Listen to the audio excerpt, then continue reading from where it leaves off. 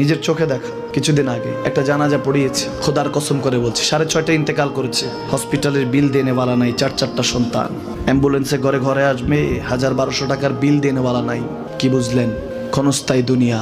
মমিনের কম থাকলেও আমি বলি, কেউ যদি এসে বলে হুজুর একটু দোয়া করেন, খুব পেরেশানিতে আছি, আমি তার হাত চুমু খেয়ে বলি তোমাকে মোবারকবাদ, আল্লাহ তোমাকে ভালোবাসে। পেরেশানি তো মালিক দেয়, এই জন্য এটা রহমত মমিনের জন্য। পেরেশানি দেয় যখন ফেরেশতারা বলে আল্লাহ চাইতেছে টাকা পয়সা চাইতেছে, বলে এটা কি?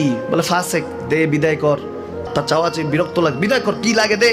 মমিন যখন চাইতে থাকে আল্লাহ আমাকে কিছু লাগবে, যখন একটু করে চায় আমার মাটাকে সুস্থ করে দাও, বাবাটাকে আল্লাহ আমার স্ত্রীকে, আমার আমাকে একটু তৌফিক দাও, চাইতে থাকে মমিন। আল্লাহ বলে যখন ফেরেশতারা দেখে মমিন চাচ্ছে, দেরি করতে পারে না, তাড়াতাড়ি খাজানা নিয়ে দিতে নেবে, আল্লাহ বলে রাখোস না, এত তাড়াহুড়া কিসে? তার চাওয়ার মধ্যে তো প্রেম আছে, একটু চাইতে দেস না। থাকুক না মমিন আর একটু পেরেশান, থাকুক না, থাকতে দেস না।